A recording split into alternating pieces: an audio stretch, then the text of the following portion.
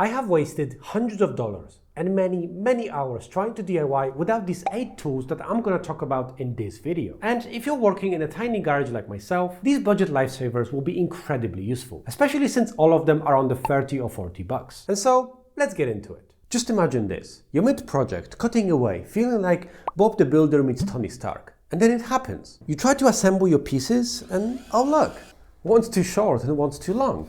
It happens to all of us. It's a rite of passage, I suppose, for DIYers and beginner woodworkers. But what if I told you that there is a tool that can fix at least half of these and make you look incredibly cool while using it?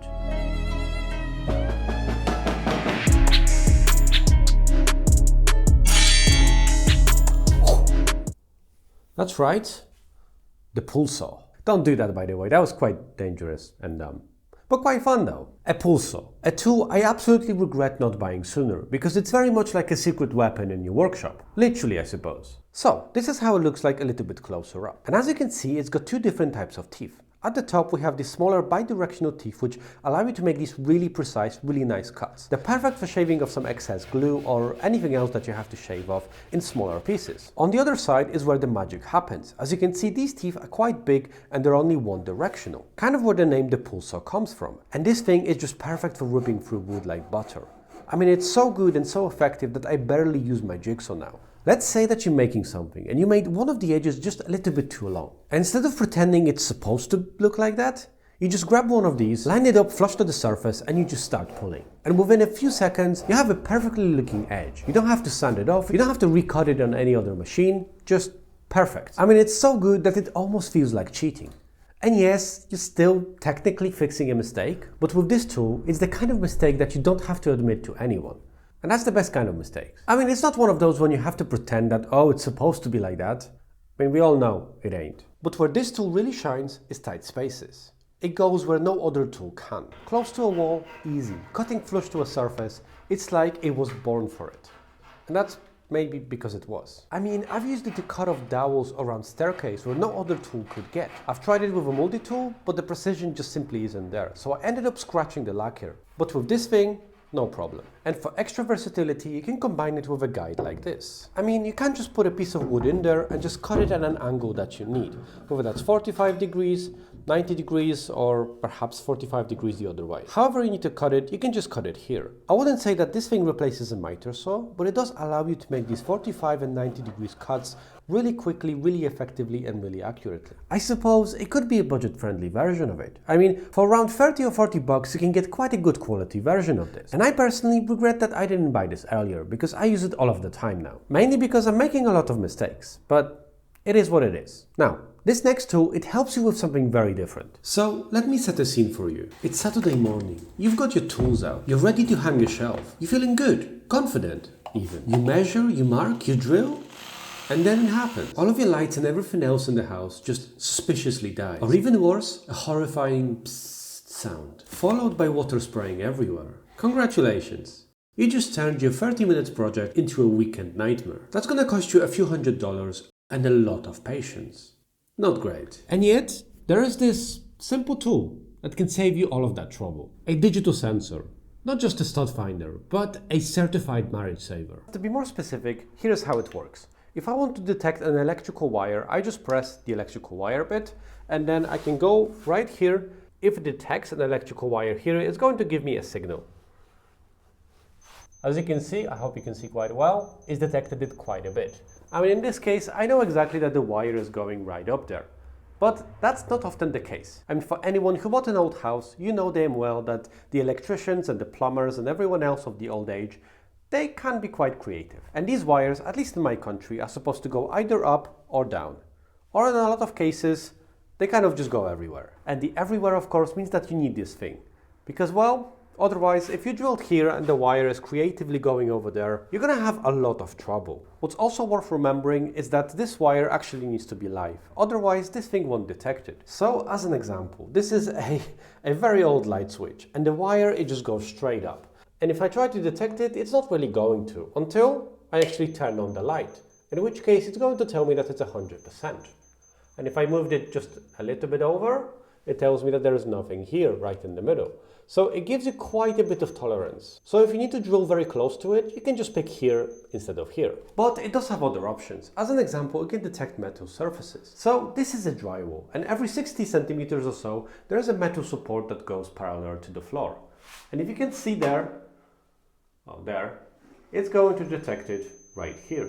So if you need to change one of these, or you need to drill into it for some reason, you know exactly where it is. You're saving yourself time, you're saving yourself the effort. A big benefit of detecting metal surfaces is of course that if you have a concrete wall and you have rebar in there, it's a really nice thing to be able to avoid it. Because rebar is the worst thing that you can drill into. It's going to destroy your drills and you're going to have a nightmare. And if you can see here, it's also got an option of detecting studs. In this case, the only thing it's going to detect... Oh shit. It was meant to work.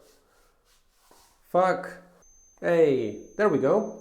Anyway, I don't really have any studs on this wall, I just have metal supports, but if you need to detect it, it's available. You can of course also change the sensitivity of this. And I know that there are versions which can detect water pipes, but sadly, I don't really have that option here. I have the cheap-ass version, but imagine how useful that would be. I mean, not having to guess or having to put your ear to a wall to try to listen whether there's water pipe, it sounds pretty nice. I mean, it is a game changer, especially for beginners. Whenever you're hanging a shelf, mounting TV, or just putting up picture frames, it is so incredibly useful. I mean, it just makes the whole process idiot-proof.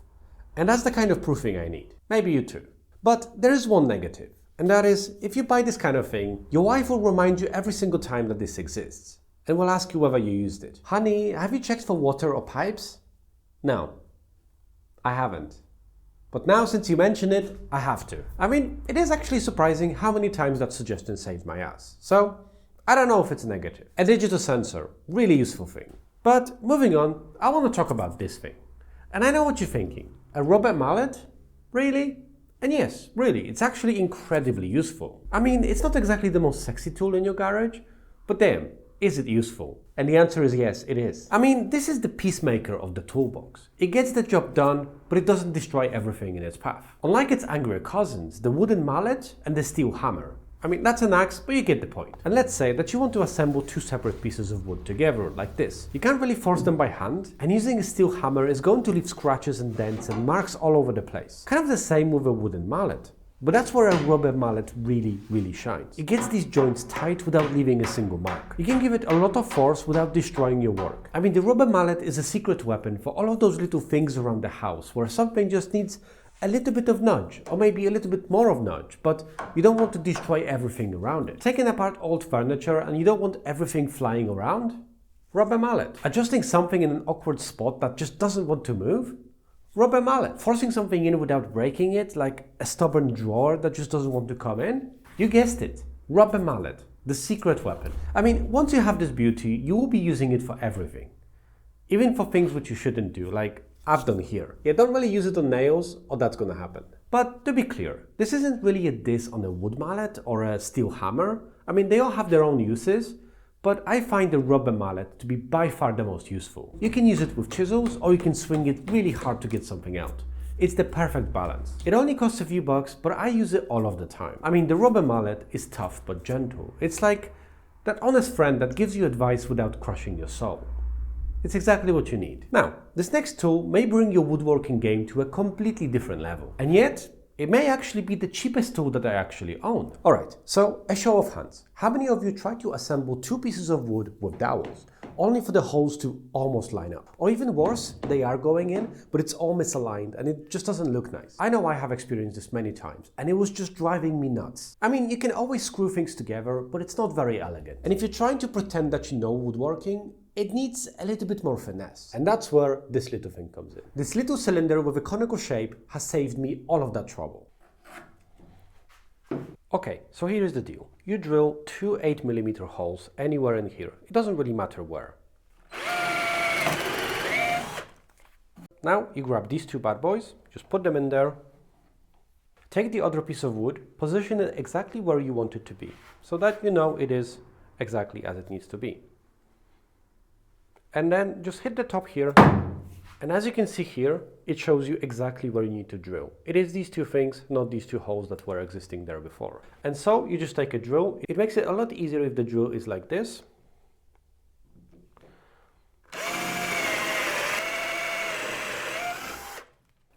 And now that you have these two professionally made holes, you just put the dowels in there. Take these out, and it goes in just like that. Just hit it a couple of times, and it's perfect. Every single time. No issues, no problems. I mean, these two pieces of wood aren't exactly square, but you get the point. It's exactly as it needs to be from all of the angles. No more guessing, no more eyeballing, these just work every single time. Just an idiot-proof way to make these. And I'm going to show you exactly where I've actually used them. Okay, so these are a staircase railing, and these go up quite high. And there's a single piece in the middle that is actually drilled down to the stairs here. And on these two sides, you have that exactly connected with dowels. And if it's perfectly, it was the most painless process that I've actually been through in a long time. And it worked on every single one of these without any issues whatsoever. I mean, whenever you're making frames, cabinets, or furniture, or really anything that has to do with two pieces of wood being joined together, these things are a lifesaver. I highly recommend them, especially because you can also use it for other things as well. For example, I've recently been staining and lacquering these cool stair railings that I've done. And if you ever done that, you know that you need to keep that surface away from your table and to have as little of a contact as you possibly can so that there's no marks on the bottom of your wood. And well, I've just taken a couple of these, a spare piece of wood, made 8mm holes in those. I've put them right in and I had the perfect painter's cone right there. Kind of perfect. They left these tiny little marks. Literally, they're very much the top of that. But for me, it doesn't really matter. It saves me a lot of time. So to sum up, these little things are awesome. And of course, if you want to get some, I will put links in the comments below. These are affiliate links. They don't really cost you anything. They don't increase the price. I do get a tiny bit of share of that sale, and that supports this channel. So if you want to buy them, I highly recommend you use them. Anyway, let's talk about things being perfectly level. Because as every woodworker and DIYer knows, there are two kinds of shelves in this world. One which are perfectly horizontal, and the other one which you have to convince your wife that it is, even though we both know it ain't. A digital level is going to completely transform how you align things around the house and critically save you time and frustration. Let me show you. Okay, so here is how this thing actually works. I think I've only paid 10 or 20 bucks for this thing, and it isn't state of the art by far, but it's more than enough for what I need for my house. Now this thing has a couple of options. If you switch this, it's going to create a line that is perfectly horizontal. It does have a certain tolerance, so if I just move this down, it's going to start to blink, which means that it cannot actually level itself properly. So I just need to move it up a little bit and it's going to level out right here. It's kind of difficult to show, but it is perfectly horizontal. I can move it up and it's going to more or less keep that horizontal line. What I typically use instead is I put it on one of these. It does have a thread at the bottom there so that you can actually just put it right here. Now this is a standard tripod for a camera or a light or anything else. So you can just use that and it always works really well. And now I can just turn this on and it's going to give me a perfectly horizontal line once it's balanced out. And I can of course change the brightness of this. And now this is going to stay in the exact same place and I can just go there and make all of the holes that I need. I don't have to worry about anything. In my workshop I have lights that are actually really bright. And this thing, I think, has batteries that are kind of dying, so that line was actually less visible than normally. What you can also do is use one of these things, which actually came as a kit with this thing. You can just very quickly put it together, and like here, just assemble it exactly where you need to. You can adapt it exactly to what you need. Or you can put it here, or really anywhere. But with this thing, the other option is actually quite useful, because you have an option to make a line that is not perfectly horizontal or vertical, but that you can actually manipulate in any way you see fit. And I know that some of the fancy versions actually have like grids and various things that you can create. This one, it doesn't. I mean, I even remember using it as a guide for various things around the garden as well. Like when I was making fundaments for the raised bed, that's exactly what I used. Or for example, when we were doing tiling above the kitchen countertop, there needed to be a little piece of wood that was holding them in place, and that's exactly what I used to make sure that these are perfectly level. Whenever anything needs to be perfectly horizontal or vertical, that is exactly what I use. It saves me so much time and frustration. But to be absolutely fair and transparent, you can do all of this with a bubble level. If I could find it, that is.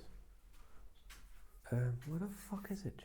I can't find it. But anyway, you can do everything with a bubble level. But if you have something that is actually quite long, it's sometimes very tricky to be able to tell whether something is perfectly horizontal or whether it's slightly out. And you may not be able to see it when you're looking at it this close, but if you move out and you look at this very long line, you're going to be able to tell that it's not horizontal. And to be fair, I've done that a couple of times before, and it's always incredibly frustrating. You can of course add some simple maths to make sure that the distances are exactly the same from a ceiling, assuming that your ceiling is straight, but again, it's time and effort. So this thing, it saves me a lot of time. It's going to level up your DIY game, and that is a terrible dry joke. Now, let's talk about these bad boys. Chisels. And you might think, oh, they're just pointy tools for fancy woodworkers.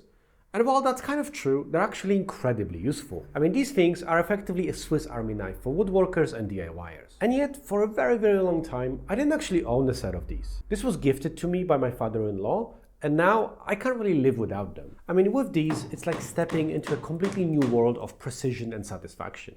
They go so quickly from nice to have to how did I live without these before? I mean, typically, when you think of a set of these, you think of a fancy woodworkers doing like dovetail joints and various other very fancy woodworking joints. And well, you can do this if that's your ambition, but the use of these things, it doesn't stop there at all. I mean, as far as I'm concerned, my personal development as a woodworker kind of stopped at a level of doing half-lap joints. And yet, I use these all of the time. Whenever you need to trim something that's already installed, or perhaps just clean up the edges of a hole that you just made to make it square, or make a little slot in a piece of wood, I mean, these are incredibly useful. I've actually been using them on some of the other things that I probably shouldn't do, like cleaning up dried glue, for example. I mean, it just comes off so easily. Or for example, if you're actually blanking something with a piece of dowel and you need it to be perfectly flush with the surface, these are incredibly useful for that. You can of course do them with a pull saw like as shown in the beginning of this video, but these are a really good alternative, especially in places where a pull saw may not be able to go in. I think I've only had a single situation like that. I mean, these bad boys, they're incredibly sharp. They allow you to take off quickly and accurately smallest pieces of wood, just going through them like butter. Of course, in order to do that, these actually need to be sharp. And if you're a beginner, you ain't buying a very expensive version of this. Unless you're rich, in which case, good for you, I suppose. But the vast majority of us aren't really that lucky. And so it is really important to sharpen them every once in a while. And luckily for us, there's actually plenty of sets available that are actually quite affordable. And so, if you're a beginner and you're thinking to yourself, do I really need a set of these? Yes, the answer is yes. But let's change the topic. So let me paint a picture for you again.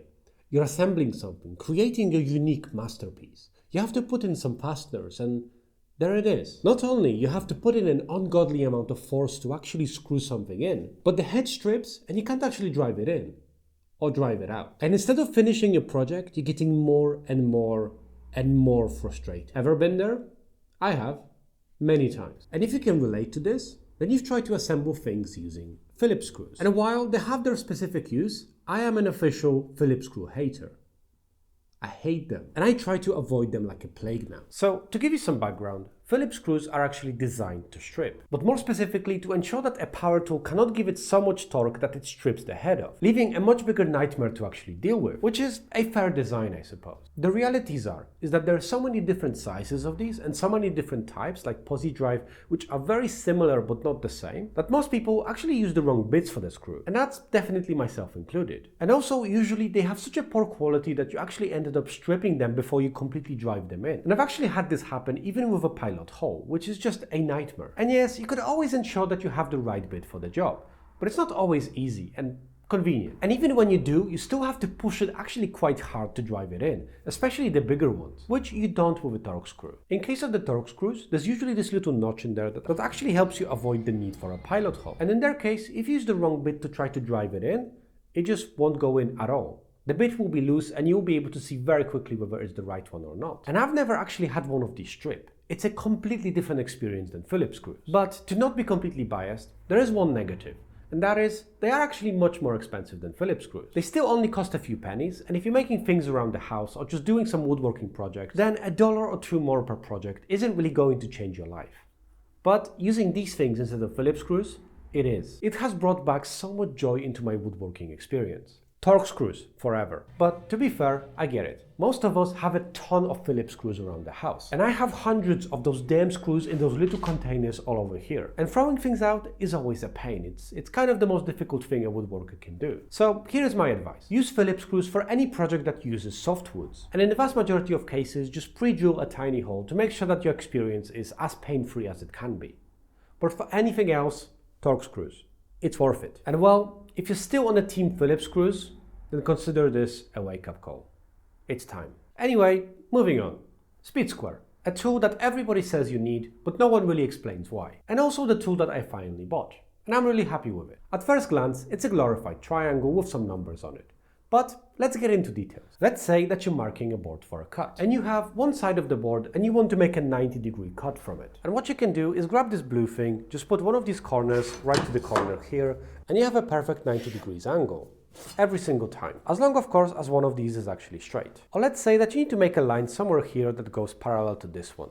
You can't just grab this thing, and as you can see here, you have these notches that are actually perfectly in line with those dimensions. And let's say that you want the line parallel to this one, that's 100 millimeters away from that edge. You just put your pencil in there and just move it out. And now you have a line that is perfectly parallel to this one. Or let's say that you want to make a line that's 45 degrees from this edge. You can just grab this thing, put it right here, and it's going to be a perfect 45 degree right here. But let's say that you want a 30 degrees instead. So you grab this thing, put it here when it says pivot, and you just pick 30 degrees, which in this case is about here. And we know that if we pick this line with this edge, it's going to be 30 degrees. Kind of, at least, I missed that mark. And what you can also do is actually have this edge be one of those lines. So let's say that you want to make a line that's 60 degrees away from that edge.